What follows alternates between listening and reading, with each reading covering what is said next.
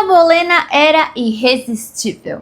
Ana Bolena não era sedutora, manipuladora, bajuladora e de coração frio que tantas vezes nos garantiram que ela era. Também não foi a amante ambiciosa que destruiu um casamento sólido de décadas. Ela foi chamada de tudo: bruxa, destruidora de lares, manipuladora sem alma, uma reles plebeia que usou a religião para subir na vida sem ter de fato nenhuma crença. Para piorar, espalharam rumores de que ela era feia, deformada, tinha um tumor gigantesco sobre vestidos de gola alta e tinha um sexto dedo em uma das mãos.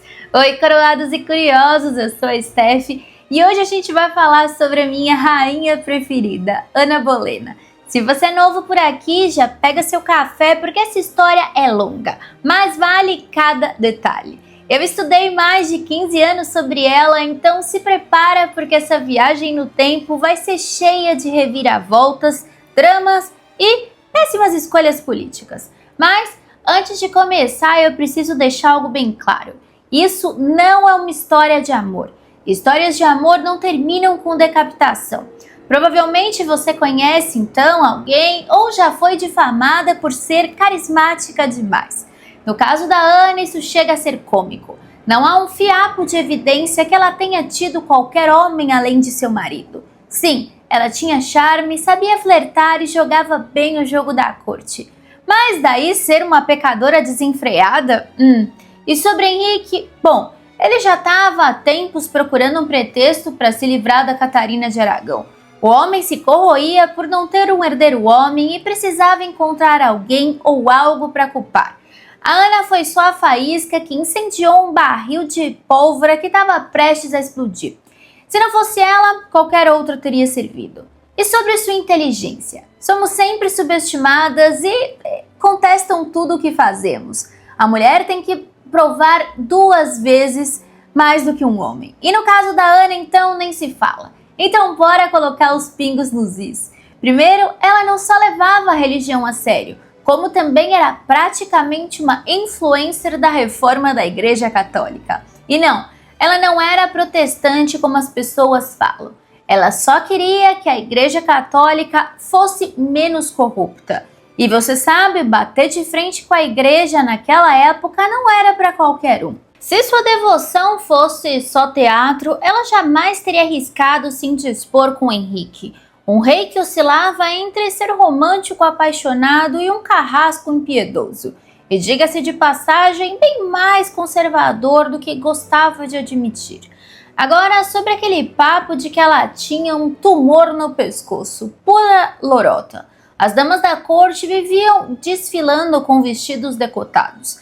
Então, se houvesse algo do tamanho de um abacate crescendo ali, todo mundo teria visto. E o tal sexto dedo? A suposta coleção de deformidades. Nada disso foi mencionado por quem realmente conviveu com ela. Essa fofoca brotou décadas depois da morte da Ana, inventada por Thomas Sandler, que era um católico fervoroso e odiava a Elizabeth, sua filha. O Eustace Chapuis, o embaixador espanhol que basicamente fez carreira difamando a Ana, nunca soltou um único comentário sobre mãos monstruosas e tumores suspeitos. Se até ele, que certamente não perderia uma chance de falar da Ana, ignorou esse detalhe, acho que a gente pode concordar que é um delírio coletivo.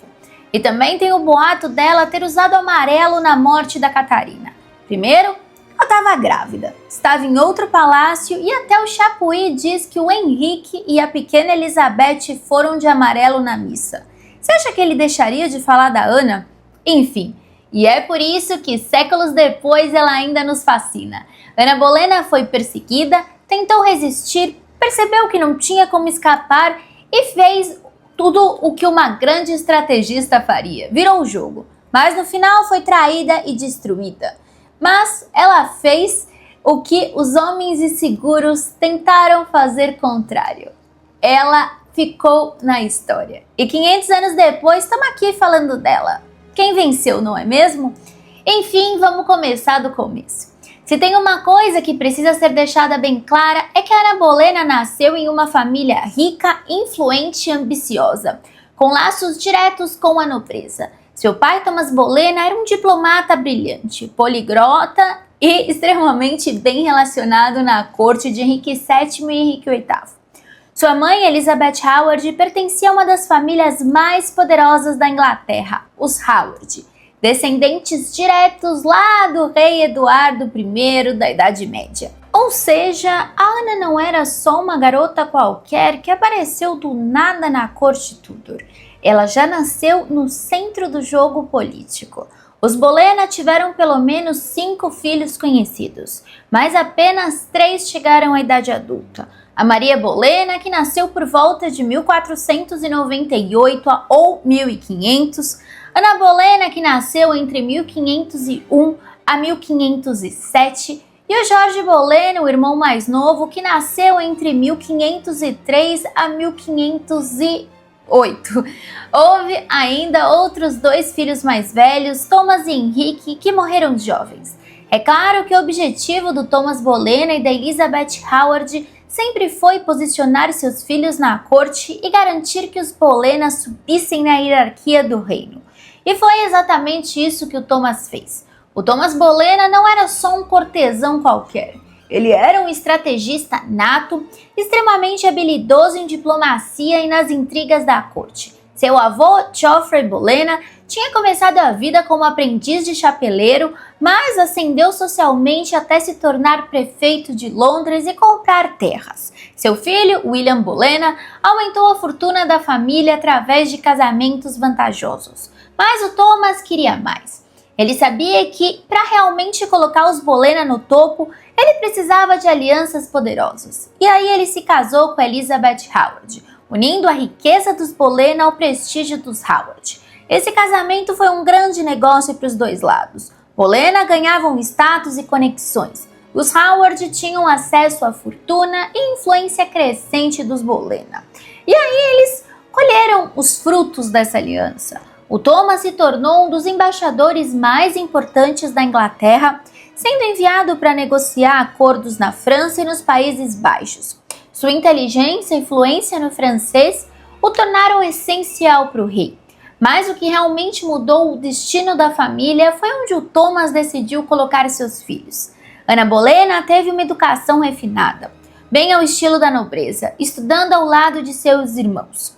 O currículo, pacote completo, leitura, escrita, idiomas e música, junto com as habilidades essenciais para uma dama, como bordado, dança, canto e aquele conjunto de refinamento que fazia uma moça ser bem vista na corte. Agora, uma das grandes dúvidas que até hoje gera debate entre os historiadores é se Ana Bolena nasceu em 1501 ou 1507.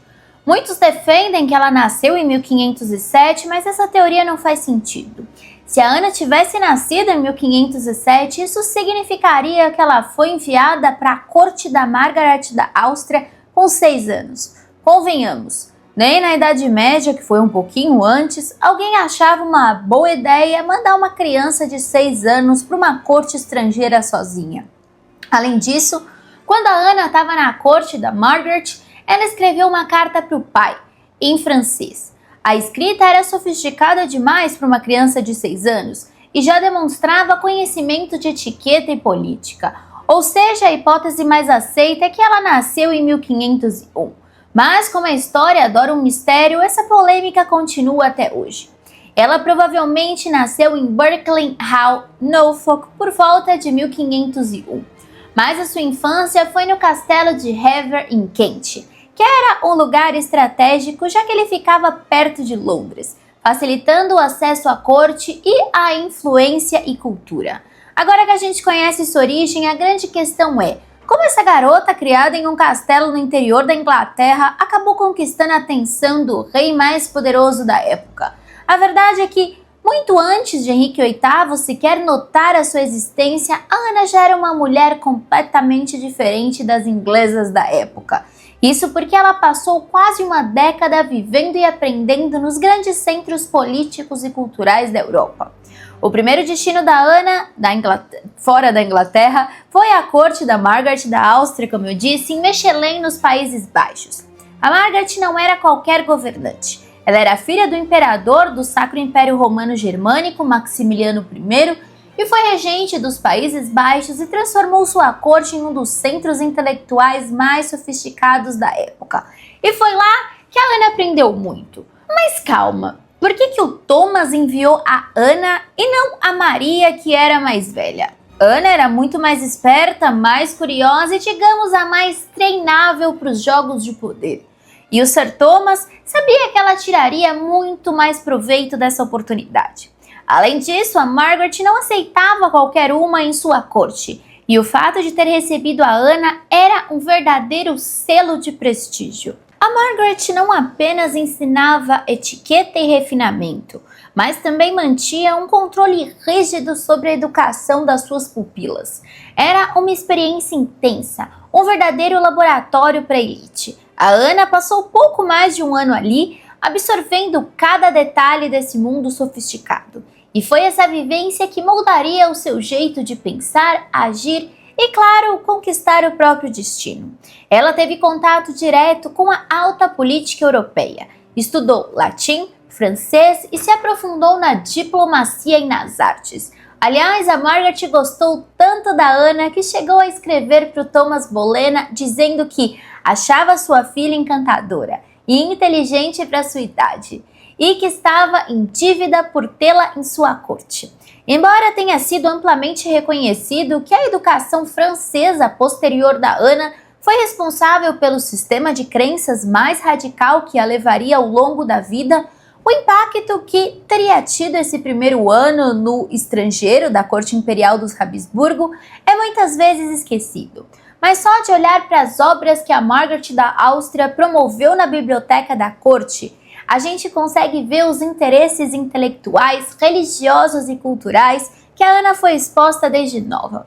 Além dos livros que liam, a corte da Margaret era conhecida por aceitar alguns dos pensadores mais esclarecidos da Europa, incluindo o Erasmo de Roterdão, que mais tarde seria financiado pelo pai da Ana. Portanto, foi aqui, nesse cenário extraordinário, que Ana passou mais de um ano seguindo um regime estrito de estudo e etiqueta cortês nas mãos de uma governante mulher inspiradora e poderosa. Mas, como você sabe, a jornada dela não parou por aí. Após esse tempo nos Países Baixos, Ana Bolena foi enviada para a França, onde sua vida mudaria para sempre. Então, a segunda etapa da educação da Ana aconteceu na França, que era um país no início do século XVI, considerado o coração do Renascimento e um dos centros mais influentes do mundo. E aí fez a Ana se tornar a Ana, com aquele estilo impecável e postura refinada. Além disso, ela teve o primeiro choque de realidade com as ideias reformistas, aquelas que ousavam cutucar a onipotente Igreja Católica e sugerir que talvez, só talvez, o Papa não fosse o dono da verdade absoluta. Então, para alguém tão perspicaz como a Ana, isso caiu como uma luva. Ela começou a absorver essas influências e isso mudaria completamente sua visão sobre poder, fé e, no fim das contas, seu próprio destino. Lá ela também teve sua personalidade moldada por duas mulheres em especial, Luísa de Saboia, a mãe do rei Francisco I, que desempenhava um papel fundamental na política francesa, e a Margaret de Navarra, irmã do rei e uma das mulheres mais cultas da época, conhecida por seu apoio à reforma religiosa e sua influência na corte. Essas mulheres demonstraram que, mesmo em uma sociedade dominada por homens, uma mulher podia exercer poder e influência. Uma lição que a Ana nunca esqueceria. Enfim, Ana Bolena foi enviada para a França para acompanhar Maria Tudor, irmã do Henrique VIII, que estava prestes a se casar com o rei Luís XII da França, o Velho. E ela provavelmente seria tradutora para a moça e estaria lá para ajudá-la a se adaptar melhor.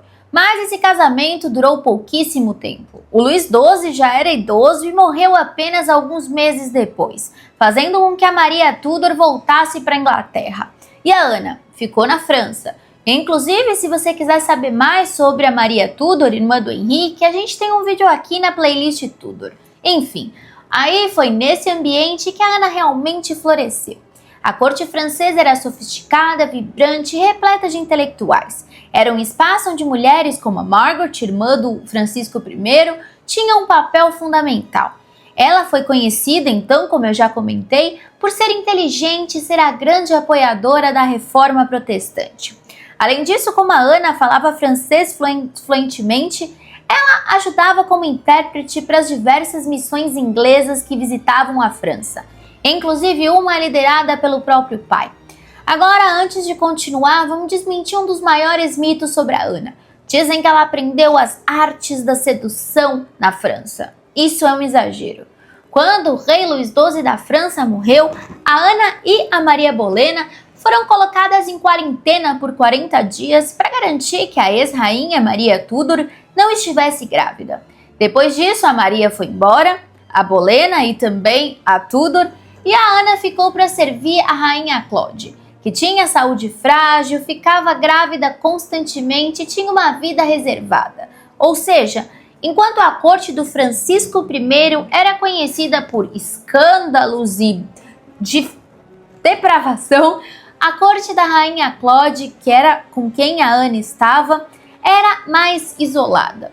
Então a Ana não passou por isso. Agora, como eu comentei, a Maria Bolena retornou com a irmã do Henrique e foi aí que eles tiveram um caso.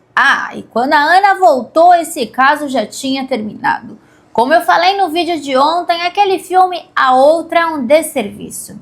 Enfim, voltando para Ana. Depois de quase uma década vivendo nas cortes mais sofisticadas da Europa, ela estava prestes a deixar a França e voltar para a Inglaterra. Mas antes disso, um dos eventos mais extravagantes da Era Tudor aconteceu. E pode ter sido a primeira vez que a Ana esteve no mesmo lugar que o Henrique VIII, o Campo do Pano de Ouro. Não há registros definitivos sobre sua presença, mas é altamente provável que sim, porque a rainha Claude estava lá e a Ana era uma das suas damas de companhia. Enfim, pouco tempo depois do Campo do Pano de Ouro, as relações entre a Inglaterra e a França azedaram de vez. E aí, no final de 1521, o Thomas Bolena mandou chamar a Ana de volta para casa. Mas calma lá, por quê?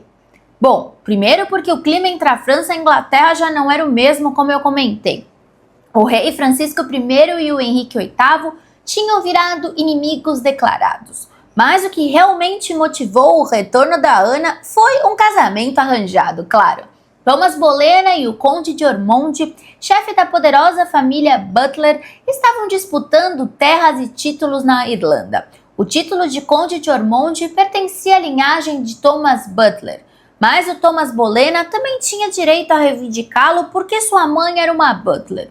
A solução para evitar uma briga de família foi casar a Ana com o Thomas Butler, que era o herdeiro do título. Só que não deu certo. O problema é que o casamento ficou travado em disputas políticas dentro da corte de Henrique VIII. Thomas Wolsey, o cardeal, que era uma das figuras mais poderosas do reino, não via essa união com bons olhos. Wolsey não queria que o Thomas Bolena ganhasse ainda mais influência e por isso atrasou e complicou as negociações. E no final, Ana Bolena estava solteira, disponível e sem um destino fixo na corte. Mas esse detalhe, que poderia ter sido um problema, acabou mudando sua vida. Imagine que se a Ana tivesse casado com Thomas Butler, ela teria ido para a Irlanda e vivido como uma condessa, longe da corte inglesa. Mas como esse casamento fracassou, Ana Bolena entrou no círculo da rainha Catarina de Aragão. E sabemos que quando ela retornou à Inglaterra, diferente de todas as mulheres da corte Tudor, é claro que ela foi notada. Calma, ainda não pelo Henrique VIII. Ela falava francês fluentemente, se vestia de forma sofisticada, sabia dançar, tocar instrumentos e tinha um carisma que chamava atenção por onde passava. A primeira grande aparição da Ana na corte aconteceu em 4 de março de 1522, durante um espetáculo grandioso encenado para os embaixadores de Carlos de Borgonha, agora Sacro Imperador Romano. O evento recriava uma batalha simbólica onde 8 cavaleiros atacavam um castelo chamado Charteauveau. defendido por damas que representavam virtudes como beleza, honra e perseverança. Ana interpretou a perseverança. Ali, diante de toda a corte inglesa, Ana brilhou pela primeira vez. E, além da chance de brilhar, ela começou a se familiarizar com a nova rotina. E foi assim que ela conheceu o Henry Percy, filho do conde de Northumberland, e seus flertes começaram provavelmente em 1523. O problema é que o Percy já estava prometido a Mary Talbot, filha do conde de Shrewsbury, e esse arranjo político era de alto nível, unindo duas das famílias mais influentes da Inglaterra. Mas claro, isso não impediu o Percy de se apaixonar pela Ana, e aparentemente a Ana retribuiu o sentimento. Segundo George Cavendish, escudeiro do cardeal Wolsey, os dois chegaram a se prometer em casamento em segredo. Mas na corte Tudor, os segredos duravam menos do que uma fofoca no grupo da família. Quando a notícia chegou aos ouvidos do chanceler Wolsey, ele ficou furioso e tratou de acabar com a história na mesma hora. O Percy não podia simplesmente romper um noivado político, e a Ana não era uma escolha apropriada para um duque. Sua família ainda não tinha o status necessário para uma aliança desse nível. Pelo menos não naquela época. A ironia disso, a gente já sabe como essa história termina. O resultado, o Percy ficou arrasado. Tentou argumentar e insistiu que tinha o direito de escolher sua esposa.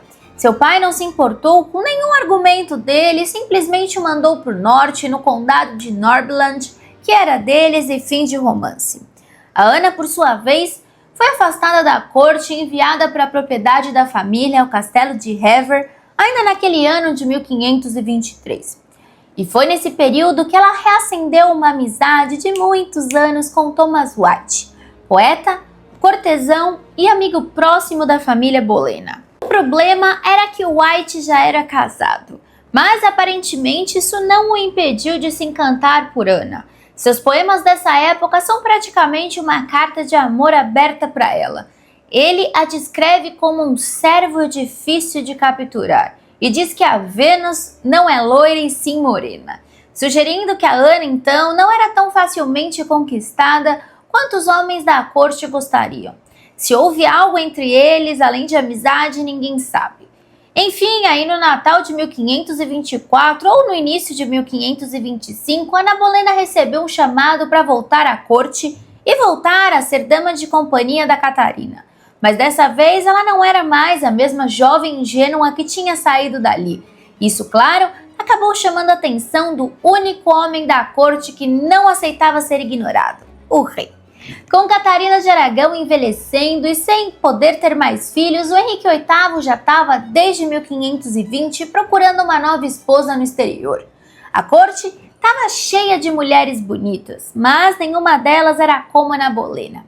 A gente tem notícia de que o Henrique provavelmente ficou interessado por Ana em 7 de fevereiro de 1526, durante um torneio de justa na terça-feira gorda, uma tradição que celebrava o fim da quaresma. O Henrique apareceu com um emblema bordado em um coração ardente com a inscrição: "Declaro, não ouso declarar".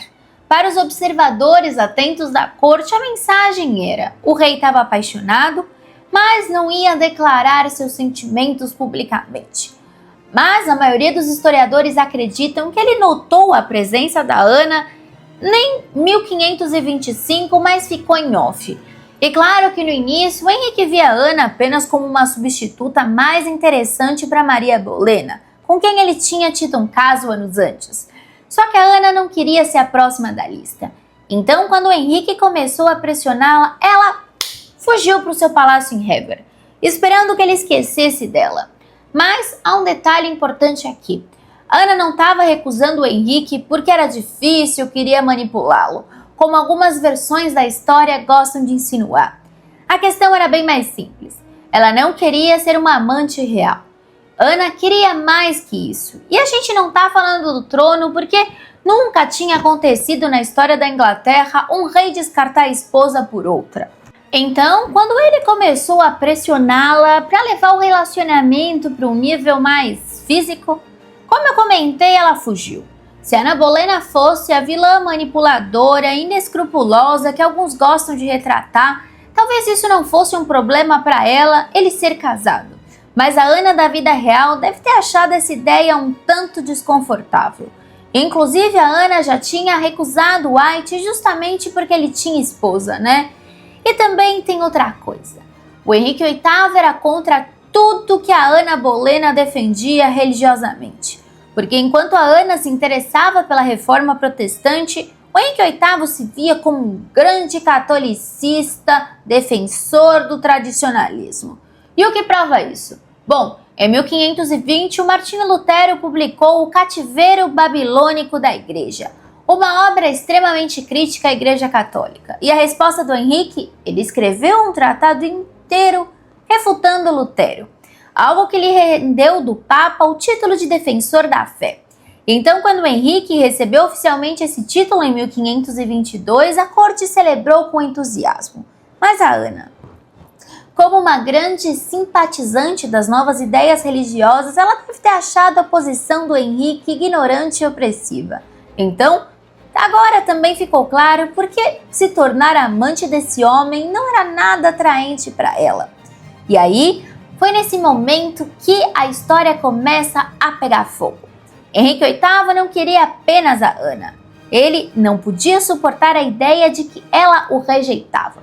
E nesse ponto que entra a primeira carta de amor que temos documentada no outono de 1526.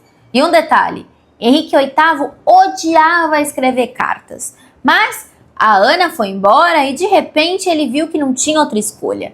Nessa primeira carta ele diz que não entende porque ela foi embora e nas cartas seguintes ele implora, se irrita e exige que ela responda. A Ana sabia que não podia deixar o rei sem resposta por muito tempo. Então ela finalmente respondeu, mas de forma educada e cuidadosa. Ela disse que era uma serva devotada do Henrique. E aí o Henrique interpretou isso como talvez ela goste dele. Ou talvez meio a contragosto, porque acabou não sendo a declaração apaixonada que ele esperava. E agora o rei da Inglaterra, o homem mais poderoso do país e um dos mais poderosos do mundo, acostumado a ter tudo o que queria, não sabia lidar com a rejeição. Não aceitava um não como resposta. E assim, o que antes parecia um flerte insistente começou a se transformar em algo sério e perigoso. Em um determinado momento, o Henrique escolheu mudar de tática. Se a Ana não queria ser amante, então ele lhe ofereceria algo que nenhuma outra mulher tinha recebido antes: o trono da Inglaterra e um casamento com um rei. Isso já em meados de 1527. Isso soa como o desfecho perfeito de um romance, certo? Errado. Henrique ainda era casado com a Catarina de Aragão. O divórcio na época não era uma opção simples, já que precisava de permissão do Papa. E Roma não estava inclinada a permitir que um rei abandonasse sua esposa porque estava apaixonado por outra mulher. Mas o Henrique estava nem aí pelo que o Papa tinha a dizer. Ele estava convencido que Deus o queria longe de Catarina. Mas isso não seria fácil, a Catarina não aceitaria ser descartada e o Vaticano não estava disposto a colaborar. O impasse político e religioso que se seguiu abalaria a Inglaterra para sempre. O Henrique estava disposto a tudo para conseguir sua nova esposa. E também por outros motivos que a gente vai comentar. Mas a Ana acreditava que seria vitoriosa ou ela apenas não tinha mais escolha? No próximo capítulo vamos falar sobre a Batalha de Duas Rainhas, o divórcio, a ruptura com Roma e como Ana se tornou rainha da Inglaterra. Então, se você ainda não se inscreveu no canal, essa é sua deixa. Aqui o cafezinho nunca esfria e as intrigas da história são sempre servidas quentinhas para você. Temos vídeos todos os dias às 8 horas da noite. Um beijo e até amanhã para o próximo capítulo dessa novela.